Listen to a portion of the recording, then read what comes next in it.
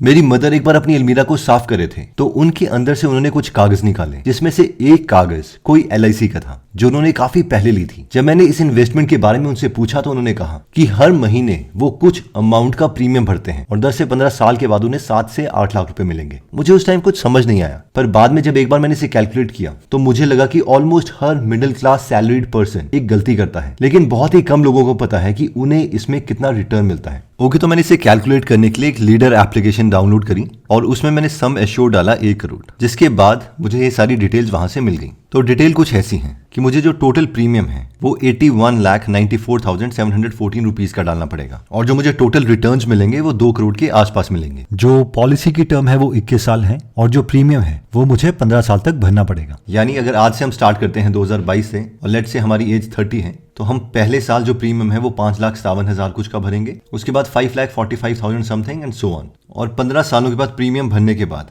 हमें 15 से लेकर 21 सालों तक कोई प्रीमियम नहीं भरना है, यानी इधर भी नहीं, ये भी नहीं, ये भी नहीं, ये भी नहीं, ये भी नहीं, ये भी नहीं।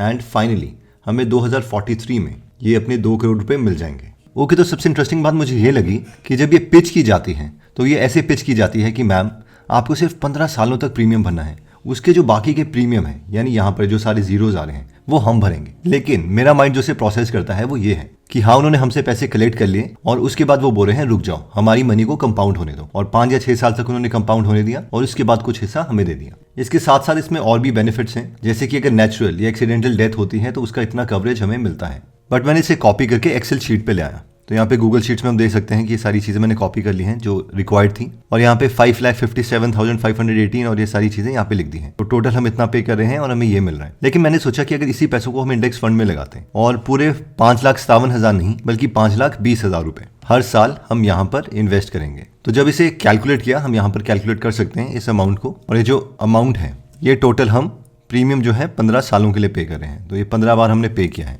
तो हम वापस आते हैं, सिर्फ कैलकुलेटर में आते हैं और जो प्रीमियम है वो हम ईयरली पे कर रहे हैं, तो यहाँ पर हम ईयरली सिलेक्ट कर सकते हैं। यहाँ पर ईयरली इन्वेस्टमेंट अमाउंट हम डाल देते हैं, यानी इसी पैसों को अगर हमने खुद कहीं इंडेक्स फंड वगैरह में इन्वेस्ट किया होता। और टेन्योर कितना है, टेन्योर इज 15 ईयर्स, तो यहाँ पर हम 15 ईयर्स डालते हैं एंड इसको प्लान माई वेल्थ को प्रेस करते हैं। तो यहाँ पर हम देख सकते हैं कि ये 2 करोड़ 17 लाख के आसपास बन गया। लेकिन इंटरेस्टिंग बात ये है, अगर हम वैसे कंपेयर भी करें तो जो हमें इवेंचुअली मिलने वाला है वो भी 5 और सालों के बाद, वो यहाँ पर हमें 2 करोड़ के आसपास मिलेगा। लेकिन अगर हम खुद इंडेक्स फंड में करते हैं तो वहां पर 2 करोड़ 17 लाख बन गया है। लेकिन इंटरेस्टिंग बात यह है कि अभी भी हमारे पास कुछ साल बचे हैं जहां पे हमसे कहा गया था कि हमें प्रीमियम भरने की जरूरत नहीं है, और वो जो साल है वो 15 से लेके 21 तक, यानी 6 साल और हैं। तो यहाँ पे जो 6 प्रीमियम्स वो भर रहे थे 1 2 3 4 5 6, वो हम देखते हैं कि हमारे ये जो 2 करोड़ 17 लाख रुपए थे वो अगर हम दोबारा से इंडेक्स फंड में रहने देते हैं तो वो अमाउंट कितना बन जाएगा। तो यहाँ पे हम दोबारा लमसम कैलकुलेटर में आते हैं, इन्वेस्टेड अमाउंट हम डाल देते हैं, expected return is again 12% and tenure is 6 years. तो ये जो अमाउंट है वो यहाँ पर हमारा 4.29 CR बन गया, which is more than double than LIC investment. तो यहाँ पर अगर हम शॉर्ट चार्ट देखें तो इन्वेस्ट हमने यहाँ पर इसमें 81 लाख करे थे, रिटर्न 2 CR के आसपास। यहाँ पर हमने 78 लाख करे थे और यहाँ पर जो रिटर्न है दैट इज 4.29 CR। अब इंटरेस्टिंग बात यह है कि कई लोग बोलते हैं कि यहाँ पर हमें ये नेचुरल और एक्सीडेंटल कवरेज भी तो मिल ही रही है, एंड ऑब्वियसली इसीलिए हमने जो यहाँ पर इन्वेस्टमेंट करी है वो यहाँ से 37,000 रुपीज कम करी है हर साल, यानी हर साल हमारे पास 37,000 रुपीज एक्स्ट्रा है खुद को इंश्योरेंस देने के लिए। तो हम देख सकते हैं कि अगर हमें लाइफ इंश्योरेंस चाहिए तो बहुत सारे प्लान्स आते हैं जो हम काफी सस्ते में ले सकते हैं, जिसकी अक्षय कुमार भी ऐड करते हैं। जैसे यहाँ पर पॉलिसी बाजार 1 करोड़ लाइफ की कवर दे रहा है 490 रुपीज पर मंथ के अकॉर्डिंग। तो ये 500 अगर इसे मान लें 500 इंटू 12 is 6,000, तो 6,000 रुपीज के आसपास हमें मिल सकता है। ऑब्वियसली ये एज के अकॉर्डिंग और बाकी चीजों के अकॉर्डिंग मैटर करेगा, लेकिन 37,000 इज सफिशिएंट, जो कि हमें नेचुरल और एक्सीडेंटल डेथ की जो ये कवरेज है वो प्रोवाइड कर देगा, इवन इससे ज्यादा। तो I hope you got the point कि यहाँ पर जो अमाउंट है वो हमें परसेंटेज की टर्म्स में बहुत कम मिल रहा है। यहाँ पर आपका जो अमाउंट है वो डबल हो सकता था, डबल से भी ज्यादा, बट यहाँ पर हमने काफी पैसे लूज कर दिए। तो इसका मतलब ये नहीं है कि LIC फ्रॉड है, इसका मतलब ये है कि यहाँ पे जो परसेंटेज है हम इसको कवरेज और इन्वेस्टमेंट को अलग अलग मान के चलें तो ही बेटर है। हम इसको कंबाइन करने की कोशिश करते हैं और इसीलिए जो हमारी इन्वेस्टमेंट है वो बहुत कम हो जाती है लंबे समय में। नेक्स्ट आता है time value of money. Okay, तो जब मैं जॉब करता था तो मेरे एक कुलीग थे जो ऑलमोस्ट रिटायरमेंट की एज में थे। उन्होंने हमें डिनर के लिए बुलाया हुआ था, तो हम कुछ चीजें डिस्कस कर रहे थे। तब उन्होंने कहा कि देखो अगले साल मेरी बेटी की मैरिज है और मैंने अपनी बेटी की मैरिज के लिए 10 लाख रुपए सेव किए हैं, और जब मैं अगले साल रिटायर होऊंगा तो मुझे सब सब मिला के 32 लाख के करीब मिलेंगे। अब जब मैंने ये चीज अपने फ्रेंड से कही जो कि एक कॉर्पोरेट जॉब में है, तो उसने कहा यार इन लोगों से तो हम ठीक हैं, हमारे पास तो कम से कम 1 से 1.5 करोड़ होंगे रिटायरमेंट के वक्त। अब ऑब्वियसली उसने इन्फ्लेशन को काउंट नहीं किया। अब हम सब ये तो समझते हैं कि इन्फ्लेशन के कारण आज जो 32 लाख हैं वो 30 सालों के बाद 32 लाख के बराबर नहीं होंगे, लेकिन एग्जैक्टली 30 सालों के बाद ये 32 लाख की वैल्यू क्या होगी हमें ये कैलकुलेट करना नहीं आता। ओके, तो हम एग्जैक्टली ये कैलकुलेट करते हैं कि मेरा फ्रेंड ठीक था या नहीं। ओके, तो यहाँ पर हम डालते हैं 32 लाख। ये साल अभी चल रहा है 2022। 30 सालों के बाद अप्रोक्सीमेटली मेरा फ्रेंड रिटायर हो जाएगा, तो यहाँ हम लिखते हैं 2052। और ये क्या, यहाँ पर हम देख सकते हैं कि आज जो हमें 32 लाख रुपए का सम्मान मिलेगा वो 30 सालों के बाद 3 करोड़ 24 लाख 84,000 और 453 रुपए का होगा। यानी जो मेरे कलीग रिटायर हो रहे हैं वो मेरे फ्रेंड से बेटर हैं, क्योंकि मेरे फ्रेंड के एस्टिमेट से उसके पास अकॉर्डिंग 1 से 1.5 करोड़ रुपए होंगे। और अगर यहाँ पर हम 10 लाख डालें तो यहाँ हम देख सकते हैं कि इसकी वैल्यू 1 करोड़ 1,51,000 और 392 रुपए है। यानी अगर रिटायरमेंट के आसपास वो अपने बच्चे की शादी के लिए 1 करोड़ रुपए भी खर्चता है तो वो आज की 10 लाख की शादी के बराबर ही फंक्शन होगा। इन शॉर्ट, एक मिडिल क्लास आदमी अगर पढ़ा लिखा भी है तो भी वो इन्फ्लेशन को यूज करके एग्जैक्ट वैल्यूज कैलकुलेट नहीं करता और सपनों की दुनिया में खोया रहता है। नेक्स्ट पॉइंट कहता है गोल्ड एज एन इन्वेस्टमेंट। हाँ, गोल्ड एक बेटर इन्वेस्टमेंट है। 54.51 लाख करोड़, जी आपने एकदम ठीक सुना, 54.51 लाख करोड़ रुपए का सोना है इंडियन घरों में, जो करीबन 25,000 टन बनता है। और मोस्टली ये सोना ज्वेलरी की फॉर्म में है। इसका एक मेन रीजन ये है कि हमें से मैक्सिमम लोगों को लगता है कि गोल्ड एक काफी अच्छी इन्वेस्टमेंट है, क्योंकि हम सबको ये पता है कि हर साल गोल्ड का प्राइस इंक्रीज होता है। लेकिन अभी हम एग्जैक्टली कैलकुलेट करेंगे कि परसेंटेज की टर्म्स में सोने का प्राइस कितना इंक्रीज हुआ है। अगर हम बुलियन वॉल्ट की वेबसाइट में आए और यहाँ पर अगर हम 20 साल का डेटा देखें तो नवंबर 2003 में गोल्ड का प्राइस अप्रोक्सीमेटली $401 पर आउंस था। और अगर हम नवंबर 2022 देखें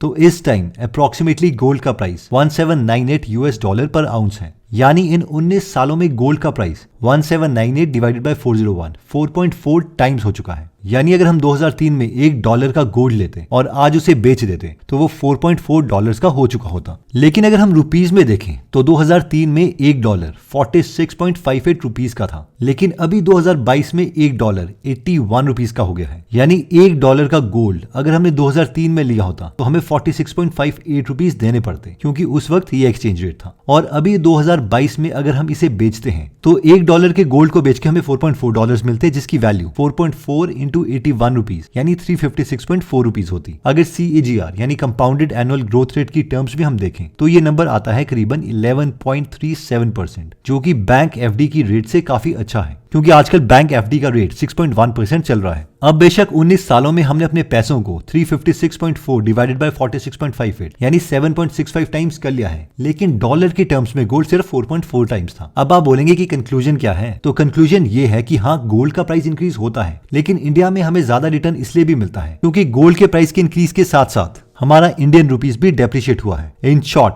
अगर हम गोल्ड खरीद रहे हैं तो हमें दो बातें समझनी है कि हम गोल्ड के साथ साथ US डॉलर्स में भी इन्वेस्ट कर रहे हैं, और हम ये मान के चल रहे हैं कि अगले आने वाले सालों में $1 100 रुपए को भी पार करेगा और तब जाके हमें कंबाइंड रिटर्न मिलेगा। लेकिन अगर उल्टा हुआ तो हमें रिटर्न कम मिलेगा। दूसरी बात हमें ये याद रखनी है कि गोल्ड एक ऐसी करेंसी है जो हमें इन्फ्लेशन से बचा सकती है, लेकिन हम इसे बहुत अच्छी इन्वेस्टमेंट नहीं मान सकते। नेक्स्ट पॉइंट कहता है फियर ऑफ इंडेक्स फंड्स। अब हमने एक एग्जांपल में बात करी थी कि हमें 15% मिलेंगे निफ्टी 50 इंडेक्स फंड में, जो कि लॉन्ग टर्म में बहुत बड़ा इंपैक्ट क्रिएट करते हैं। लेकिन सवाल ये आता है कि हम निफ्टी 50 में सिप कंटिन्यू क्यों नहीं कर पाते, और इसका जवाब है वोलेटिलिटी से डरना। यानी हमारी इन्वेस्टमेंट कभी कम होगी और कभी ज्यादा, और इससे डर लगता है क्योंकि इससे पहले FD PPF वगैरह में हमने कभी भी ये चीज नोटिस नहीं करी है। जैसे कि हो सकता है कि आपने निफ्टी में 2010 में इन्वेस्ट करना स्टार्ट किया हो और आपकी नेट वर्थ अप्रैल 2020 में अचानक से 3 लाख रुपए से गिरकर 1.5 लाख हो गई हो। तो हम में से मैक्सिमम लोग इस सिचुएशन में अपने को संभाल नहीं पाएंगे और सिप को कंटिन्यू नहीं रख पाएंगे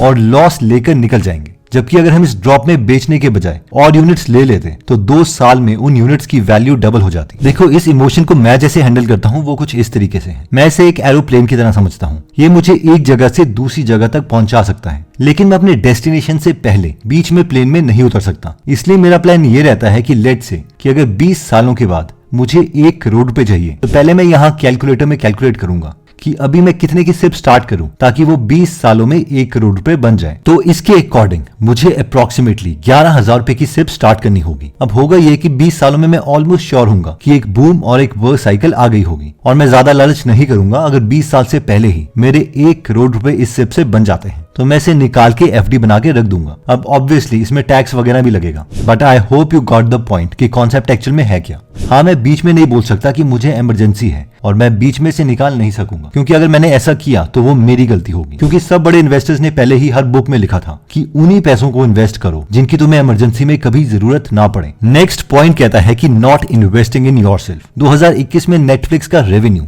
2970 करोड़ यूएस डॉलर्स था, यानी हम समझ सकते हैं कि लोग एंटरटेनमेंट में कितना पैसा खर्चते हैं, जबकि बुक्स या कोई नॉलेजेबल कंपनीज का रेवेन्यू इसका 1 मिलियंथ भी नहीं होता, क्योंकि 100 में से सिर्फ एक ही इंसान अपने ऊपर इन्वेस्ट करता है, लेकिन रिजल्ट 100 में से 100 चाहते हैं। तो गोल ये है कि हम अपनी नॉलेज में इन्वेस्ट करते रहें। शुभम ने एक 14 आवर्स का इन्वेस्टमेंट कोर्स बनाया है जो मैं आपको रेकमेंड करूंगा। तो शुभम उत्तर प्रदेश बरेली से हैं। इन्होंने कंप्यूटर साइंस में इंजीनियरिंग की है और गेट में इनका ऑल इंडिया रैंक 26 था। इन्होंने 29 की एज में फाइनेंशियल इंडिपेंडेंस हासिल कर ली थी। पहले वो अमेजॉन के साथ यूनाइटेड स्टेट्स में काम करते थे, फिर जॉब छोड़कर अब फुल टाइम इन्वेस्टर बन गए हैं। प्रेजेंटली ये बैंगलोर में रहते हैं। तो अगर आप इनके कोर्स में इंटरेस्टेड हैं तो इसका लिंक मैं डिस्क्रिप्शन और फर्स्ट कमेंट में दे दूंगा। नेक्स्ट पॉइंट कहता है नॉट अंडरस्टैंडिंग लॉज। ऐसे बहुत से केसेस मैंने देखे हैं जो टैक्स लॉ को नहीं समझते हैं और यूजलेस टैक्स देने लगते हैं। फॉर एग्जाम्पल, अगर हमारी कोई प्रॉपर्टी है जिसे हमने लंबे समय से होल्ड किया हुआ है, तो इनकम टैक्स एक्ट सेक्शन 54 के अकॉर्डिंग अगर इस प्रॉपर्टी को हम सेल करते हैं और उससे हमें प्रॉफिट मिलता है तो 2 साल के अंदर हम कोई नई रेजिडेंशियल प्रॉपर्टी ले सकते हैं जिसकी वैल्यू अगर 2 करोड़ तक है तो हमें 0 टैक्स लगेगा। ऑब्वियसली इस चीज को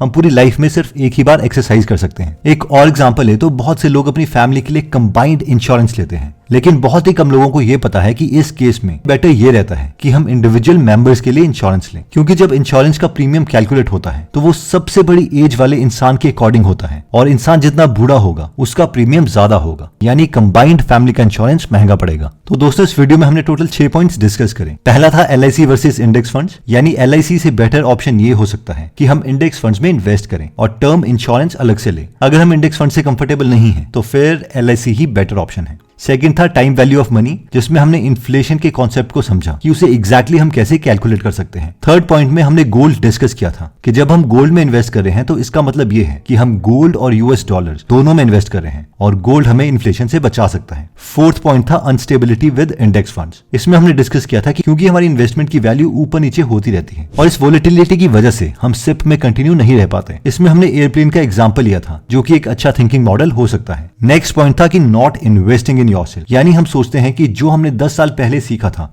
वो आज भी रेलिवेंट है और हम नई चीजें नहीं सीखते। नेक्स्ट पॉइंट था नॉट अंडरस्टैंडिंग लॉज, जिसमें हमने देखा था कि अगर हमें लॉज या बाकी कॉन्सेप्ट्स नहीं समझ आते तो हम अपने पैसे लूज कर देते हैं जिन्हें हम बचा के कहीं और भी इन्वेस्ट कर सकते थे। एनीवेज दोस्तों, अगर आप ऐसी नॉलेजेबल वीडियोस मिस नहीं करना चाहते तो सब्सक्राइब करने के बाद बेल का बटन दबाना मत भूलिएगा। आप कमेंट करके ये भी बता सकते हैं कि आप नेक्स्ट वीडियो किस टॉपिक पर चाहते हैं। जल्दी हम आपसे दोबारा मिलेंगे। जय हिंद।